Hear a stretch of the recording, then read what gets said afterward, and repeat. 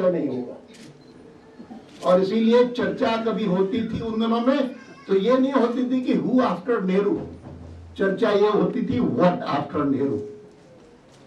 अब तो नेहरू जी हैं, इसीलिए लोकतंत्र है, चुनाव होते हैं, हर 5 साल बाद चुनाव होते हैं, हर 5 साल बाद नई सरकार चुनती है। लेकिन नेहरू जी नहीं बचेंगे, नहीं रहेंगे तो लोकतंत्र भी नहीं रहेगा। लेकिन नेहरू जी को गए हुए कितने साल हो गए और लोकतंत्र जीवित है। उसमें कमियां हैं, ऐसा मैं नहीं कहता हूं कि कमियां नहीं है, कमियां सब जगह होती है, अमेरिका में भी होती है, लेकिन लोकतंत्र है, सजीव है। और अगर लोकतंत्र है, सजीव है, तो उसका एक प्रमुख कारण है कि अभिव्यक्ति की स्वतंत्रता जो है वह संविधान में लिखी हुई है। और उसके ऊपर संकट अगर एक बार आया है तो केवल मात्र 1975 में आया है। और 75 से लेकर के 77 तक का वो 19 महीने का कार्यकाल ऐसा था कि लगभग लोकतंत्र समाप्त हो गया। मैं बधाई देता हूं उन दोनों संस्था को और भगत जी को कि जिन्होंने वर्षों तक इसकी कोई बात नहीं करता, इतने साल हो गए, 75 में ये संकट आया, लोकतंत्र समाप्ति के कगार तक पहुंच गया। और अगर उस समय संघर्ष न हुआ होता, हम लोगों ने किया सब संघर्ष, डॉक्टर जयप्रकाश नारायण जी के नेतृत्व में प्रमुख रूप से संघ परिवार के लोग थे जिन्होंने संघर्ष किया प्रमुख रूप से। लेकिन हाँ, जैसे ये साहित्यकार हैं जिनका आज सम्मान हुआ है, इनमें पत्रकार भी थे जिनका सम्मान किया गया है बहुत बार। लेकिन पिछले कई सालों से मैं देखता हूं कि जैसे मानो कि इसकी कोई गिनती नहीं करता, लोग भूल भाल जाते हैं।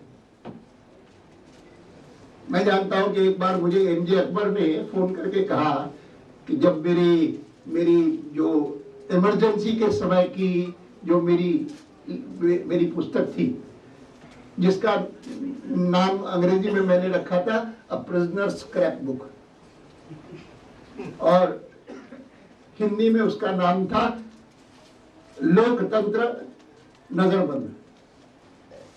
और अकबर का फोन आया मेरे पास, वो शायद उस समय या तो टेलीग्राफ में थे या किसी और अखबार में थे। उन्होंने कहा कि मैंने अपने स्टाफ के लोगों को बुला करके जितने रिपोर्टर्स थे, जितने करेस्पॉन्डेंट्स थे, जितने सब एडिटर्स थे, उनसे पूछा कि आपको इमरजेंसी के बारे में क्या पता है। तो तब कुछ पता नहीं था खास, उनको पता ही नहीं था कि इमरजेंसी लगी क्यों और इमरजेंसी में क्या हुआ। तो उन्होंने कहा कि आपकी अनुमति हो तो मैं आपके पुस्तक के कुछ चैप्टर्स उसमें छाप लूं अपनी अखबार में। मैंने कहा जरूर छापो, मुझे क्या है, मैं तो चाहूंगा कि छपे, लोगों को पता लगे, जितनी मात्रा में लोगों को जानकारी मिलेगी उतना अच्छा होगा। और इसीलिए जब अरुण भगत मेरे पास आए और आकर के मुझे कहा कि आकर के ये विमोचन करिए पुस्तक का, मैंने कहा देखो मैं जब इमरजेंसी में जेल में था ना, बेंगलोर जेल में था, क्यों था उसका मैं जिक्र करूंगा अभी, लेकिन मैं बेंगलोर जेल में मैं देखता था कि वहां पर कोई शब्द अगर सबसे प्रिय था तो ये था जब भी कोई खबर आती थी ना कि फलाना रिलीज होने वाला है तो बहुत खुशी छा जाती थी। तो तब से लेकर के मैंने मन में सोचा कि और कुछ नहीं तो कम से कम कोई पुस्तक रिलीज कराने के लिए मेरे पास आएगा।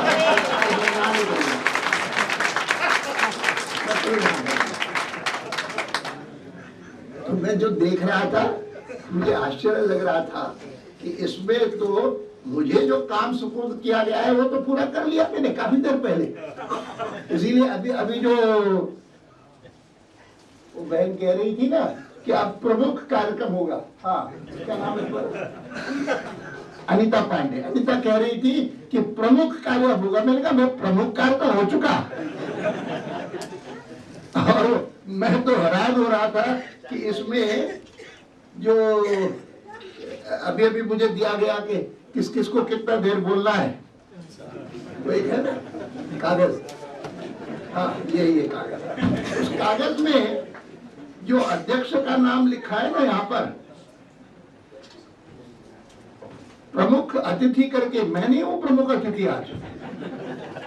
प्रमुख अतिथि जो है वो तो आरिफ बेग है, और उनको कहा है कि 10 मिनट से ज्यादा मत बोलना। इतना ही नहीं, तो मैं तो खुश था कि भाई आखिर तो हिंदी के साहित्यकार कोई होने चाहिए कि जो विश्लेषण करे पुस्तक का। और फिर जब देखा मैंने कि इसमें त्रिभुवन नाथ जी शुक्ला का नाम है, कुठियाला जी का नाम है, लेकिन इसमें देख रहा हूं कि शुक्ला जी के नाम से लिखा है कि 5 मिनट बोलिए, और कुठियाला जी के लिए लिखा है कि 10 मिनट बोलिए, और मेरे नाम पर जिनको 1 मिनट का काम दिया गया पुस्तक विमोचन करने का, उसको लिखा है कि 30 मिनट बोलिए।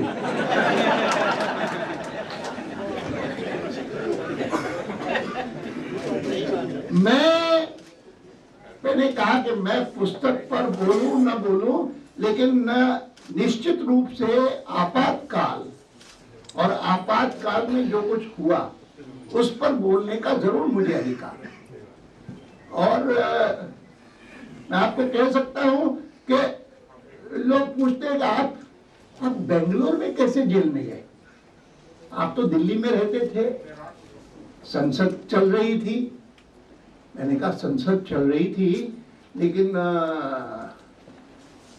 हमारी एक पार्लियामेंट्री कमेटी की मीटिंग हुई बेंगलोर में, और वो बेंगलोर उनकी तारीख थी 25, 26, 27 उस कमेटी की मीटिंग। और उसके कारण मैं तो बेंगलोर इसी कारण गया, वाजपेयी जी इसी कारण गए।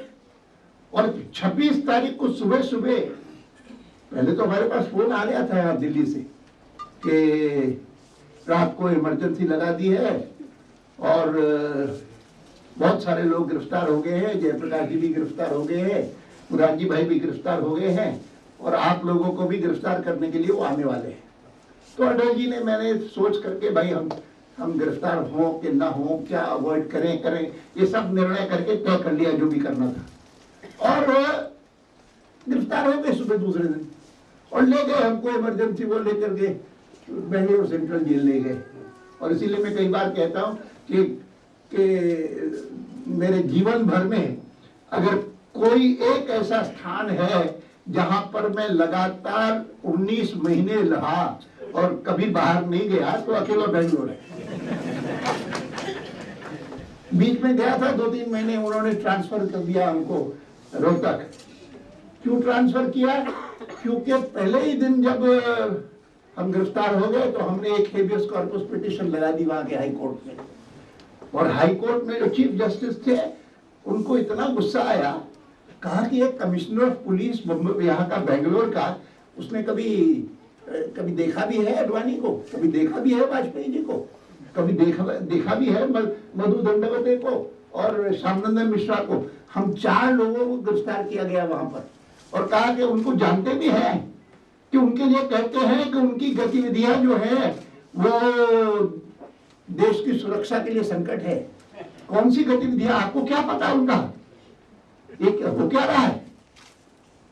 और उनके पहले ही दिन के जितने सारे टिप्पणियां थी, उसके कारण यहाँ पर बताया गया सरकार को, केंद्र की सरकार को, कि आपने जो निर्णय किया है इन 4 लोगों को गिरफ्तार करने का, ये चलेगा नहीं, ये तो छोड़ देंगे उनको। तो उसके 8-10 दिन बाद ही अचानक एक दिन सुबह सुबह जेल सुपरिंटेंडेंट हमारे कमरे में आया और आकर के कहने लगा कि बहुत अच्छी खबर है। मैंने कहा क्या खबर है? तो उन्होंने कहा आपकी रिहाई का और आदेश आ गया। अब हम बैठे बैठे सोच रहे थे कि क्या हुआ है अचानक। और श्यामनंदन जी तो कहते थे, मैं तो पहले ही आपको कहता था कि जैसे ही वो पार्लियामेंट का सेशन शुरू होगा तो हमको छोड़ देंगे। मैंने कहा आपको लगता होगा, हमको तो हमारी कार्य समिति में एक प्रोफेशनल जो एस्ट्रोलॉजर है, ज्योतिषी है, उसका नाम है बसंत कुमार पंडित, मुंबई के हैं और बहुत अच्छे माने जाते थे वो। अब मैं साधारणतः उनकी बातों में विश्वास नहीं करता, किसी के भी नहीं करता। लेकिन मुझे याद है कि 11 जून को हम जीत गए गुजरात का इलेक्शन, असेंबली इलेक्शन। गुजरात उस समय कांग्रेस का एक गढ़ था और उसमें हमने पराजित कर दिया। और उसी दिन या उसके अगले दिन, दूसरे दिन 12 तारीख को इलाहाबाद हाई कोर्ट ने श्रीमती गांधी के इलेक्शन को रद्द कर दिया और उनको 6 साल के लिए डिस्क्वालीफाई कर दिया। अब ये 2 घटनाएं ऐसी हुई कि जिन 2 घटनाओं के आधार पर माउंट आबू में हमारी भारतीय जनसंघ की और नेशनल एग्जीक्यूटिव की मीटिंग थी, जो हमने जानबूझ करके माउंट आबू में रखी थी, जो हम महीना भर वहाँ गुजरात में ही थे और सोचा था माउंट आबू पास ही है, वही कर लेंगे। तो उसके दूसरे दिन मुझे याद है कि दोपहर को भोजन के बाद हम बैठे थे और प्रसन्न कुमार पंडित सामने दिखे। मैंने कहा, पंडित जी, राजनीतिक दृष्टि से जो कुछ हो रहा है वो तो बहुत अनुकूल हो रहा है और लगता है कि 76 में जो चुनाव होंगे लोकसभा के, उसमें हमारी विजय होगी, लेकिन आपके नक्षत्र क्या कहते हैं? तो उन्होंने कहा कि अडवाणी जी, मैं स्पष्ट आपको कहूं कि मुझे बहुत आश्चर्य लग रहा है कि क्या ये नक्षत्र मेरे जो है मुझे जो कुछ कह रहे हैं वो कुछ ऐसी बातें कह रहे हैं जिनका आपके इस राजनीतिक विश्लेषण से कोई मेल नहीं खाता। मैंने कहा, तो भी क्या है, क्या तुमको दिखता है? तो उन्होंने अंग्रेजी में कहा कि मेरी जो समझ है एस्ट्रोलॉजी की, उसके अनुसार I can see 2 years of exile for the party, 2 साल का पार्टी के लिए वनवास। मैंने कहा, ये वनवास कहां से आ गया? सब कुछ ठीक लग रहा है और वनवास कर रहे हो, और वनवास हुआ और 2 साल का ही हो गया लगभग। 19 महीने हुआ, ठीक है, उतना नहीं हुआ, लेकिन कुल मिलाकर के इस प्रकार का अनुभव हुआ। और उसके बाद मैं मानता हूं कि अगर उसके बाद जो चुनाव हुए 75 के बाद, और उन चुनावों में परिणाम जो आए वो ना आते तो आज तक इमरजेंसी नहीं हटती। वो चुनाव ने ऐसा हिला दिया कांग्रेस पार्टी को, श्रीमती गांधी को। हिंदुस्तान के इतिहास में 51 से लेकर के आज तक के सब चुनाव मैंने देखे हैं, कभी ऐसे परिणाम नहीं आए होंगे।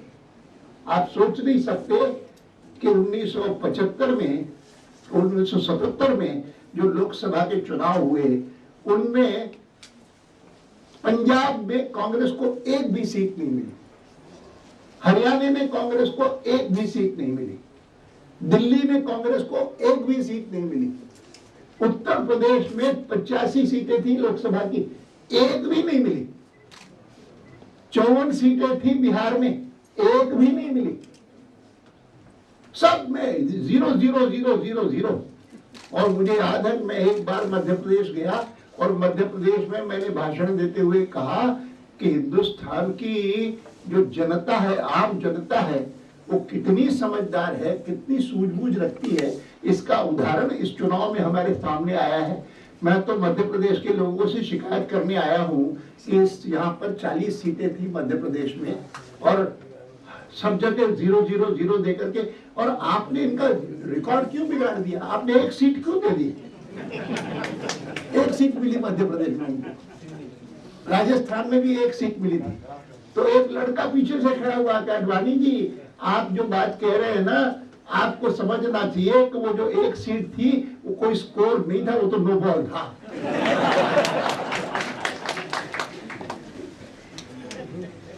राजस्थान में भी एक सीट मिली, ऐसी स्थिति हुई। और उसके कारण मैं कहता हूं, एक तो हमने जो संघर्ष किया जयप्रकाश नारायण जी के नेतृत्व में, और मिलकर के सब लोगों ने संघर्ष किया, जिसका आरिफ बेग ने वर्णन किया कि सब लोगों ने मिलकर के कैसे किया, सब पार्टियों ने मिलकर के किया। लेकिन उससे बढ़कर एक कोई कारण था, तो उत्तर भारत में अधिकांश प्रदेशों में जो कांग्रेस पार्टी को सबक सिखाया गया कि जिसके कारण कभी कोई इसके आगे भी कभी कोई इमरजेंसी की बात नहीं सोचेगा कि झूठे इस प्रकार के बहाने बना करके इमरजेंसी लगाना। और इसीलिए अरुण कुमार भगत ने और इस इंद्रप्रस्थ साहित्य भारती ने बहुत उत्तम कार्य किया है, जिसके लिए मैं उनका अभिनंदन करता हूं, उनको बधाई देता हूं और विश्वास करता हूं। मैं नहीं जानता हूं कि आप में से कितने लोग जेलों में गए, जरा खड़े हो जाइए या हाथ उठाइए। कुछ है, थोड़े बहुत ऐसे। बहुत अच्छा है, बहुत अच्छा है, बढ़िया है। लेकिन मैं जानता हूं कि बहुत अच्छी स्थिति बनी, बहुत बढ़िया स्थिति बनी, अगर खास करके 3 वर्ग थे समाज के जो प्रभावित हुए। एक, जो विपक्ष के राजनीतिक लोग थे। 2, जो वकील थे या न्यायाधीश थे, जिसको मैं कहता हूं कि लीगल फ्रेटर्निटी। और तीसरे जो थे वो पत्रकार थे या मीडिया पर्सन थे। मुझे याद है कि क्योंकि उसके बाद मोरारजी भाई की सरकार बनी, तो मोरारजी भाई की सरकार में वाजपेयी जी को भी लिया गया, मुझे भी लिया गया। वाजपेयी जी को विदेश मंत्रालय दिया गया और मुझे उन्होंने पूछा कि आपका कोई प्रेफरेंस है। मैंने कहा अगर मुझे दे सके तो मैं तो जानता हूँ, मैं पत्रकार रहा हूँ, इसीलिए मुझे खुशी होगी कि पत्रकारों के ऊपर जितने सारी पाबंदियां लगी हैं, जितने भी उनके खिलाफ कानून बने हैं, उनको मैं हटा सकूं। इसीलिए मुझे अगर सूचना प्रसारण का कार्य दे तो मुझे स्वीकार होगा, अच्छा होगा। तो उन्होंने कहा ठीक है, जो चाहते हो वही मैं करूँगा, और उन्होंने दिया।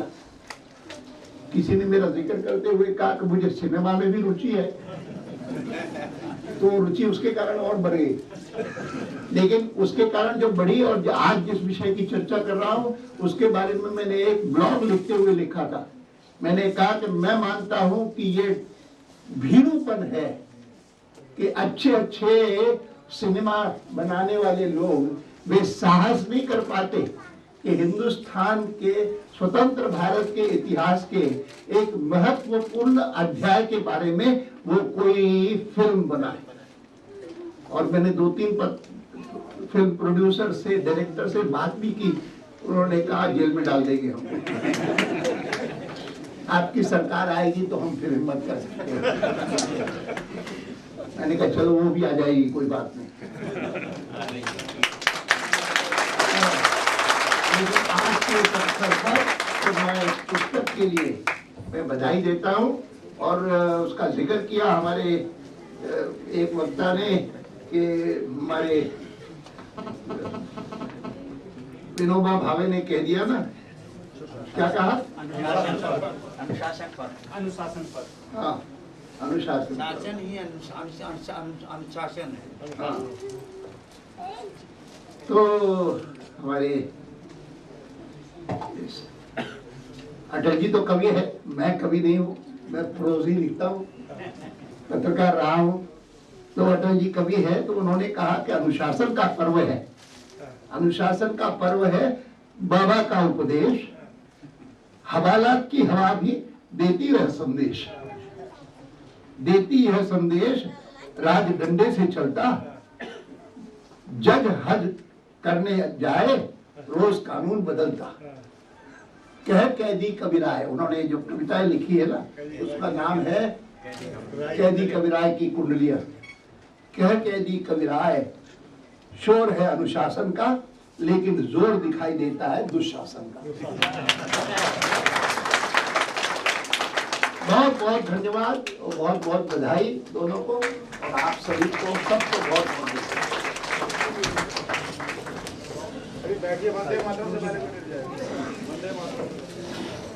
तो मित्रों, क्रांति का बिगुल स्वतंत्रता से पहले ही नहीं, स्वतंत्रता के बाद आपातकाल में भी बजा था, और इन्हीं पुरुधा पुरुषों ने उसमें महत्वपूर्ण भूमिका निभाई थी।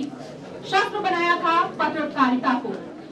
आज उसी पत्रकारिता को अपनी जिम्मेदारी निभाने के लिए जो कुछ भी आशय वचन दिया है माननीय श्री लालकृष्ण आडवाणी जी ने, उसके लिए तहे दिल से धन्यवाद देना चाहूंगी। और अब इस आयोजन का आखिरी पड़ाव है मित्रों। तो इस समारोह के अंत में मैं धन्यवाद ज्ञापन के लिए इंद्रप्रस्थ साहित्य भारती के महामंत्री श्री मनोज शर्मा जी को मंच पर आमंत्रित करना चाहूंगी।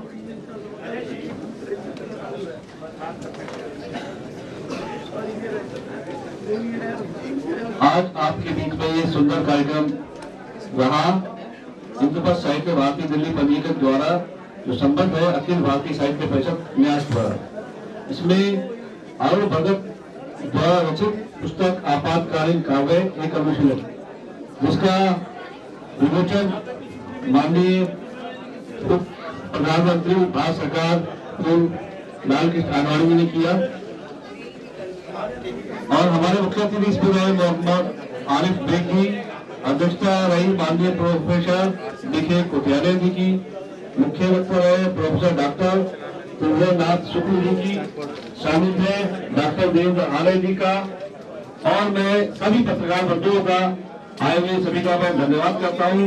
हमारे पूर्व अध्यक्ष डॉक्टर रामचंद्र गौड़ जी, डॉक्टर रमनाथ त्रिपाठी जी, डॉक्टर कमल किशोर गोयनका जी, डॉक्टर सुंदरलाल कटूरिया जी, डॉक्टर लक्ष्मी नारायण भारद्वाज जी, श्री महेश शर्मा जी, डॉक्टर मालती जी, हमारे राष्ट्रीय सेवक मंत्री प्रवीण आर्य जी और हमारे कोषाध्यक्ष अनुपम तेलंग जी, प्रवीण आर्य जी, चित्रंजन शर्मा जी, अजय जी, जय सिंह आर्य जी और हमारे स्वागत अध्यक्ष विपिन मनचंदा जी और श्रीमती बिंदुआ सिन्हा जी। मैं सभी आए हुए सभी लोगों का जोरदार अभिनंदन करता हूँ। एक बार ताली बजाकर आचार्य जी के समर्थन में ताली बजाकर सभी लोगों का धन्यवाद। जय हिंद जय भारत।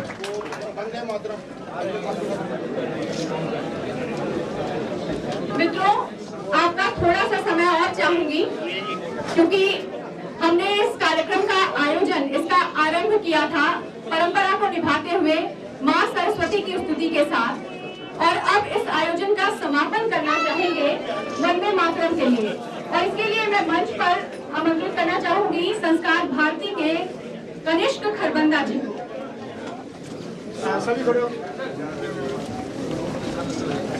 सभी लोगों से अनुरोध है कि अपने स्थान पर खड़े हो जाएंगे।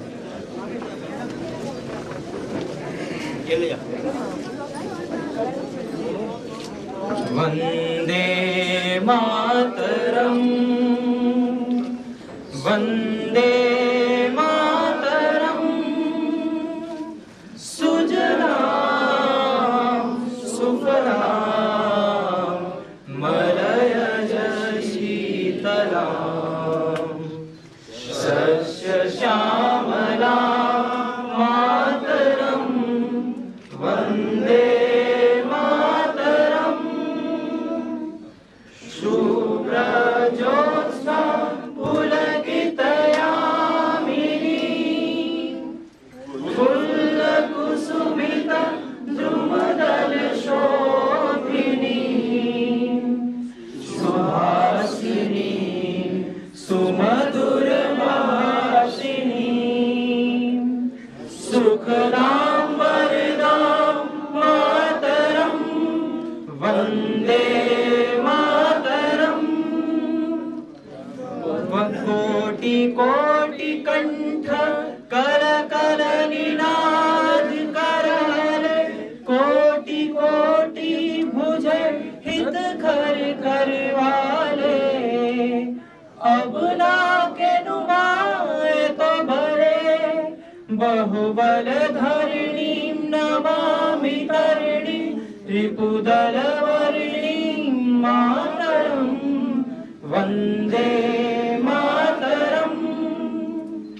तुमि वेद्या तुमि धर्मा तुमि हृदय तुमि मर्मा त्वं हि प्राणा शरीरे बहुते तुमि मां शक्ति हृदये तुमि मां भक्ति तुमरो ही प्रतिमा गढ़ी मंदिरे मंदिरे त्वं हि दुर्गा दश प्रहर धारिणी कमला कमल दल विहारिणी वाणी विद्या दायिनी नमामि नमामि कमलां अमलां अतुलां सुजलां सुफलां मातरं वन्दे मातरं श्यामलां स्वररां सुस्मितां भूस्मितां धरणी भरणी मातरं वन्दे मातरं वन्दे मातरं वन्दे मातरं। भारत माता की जय।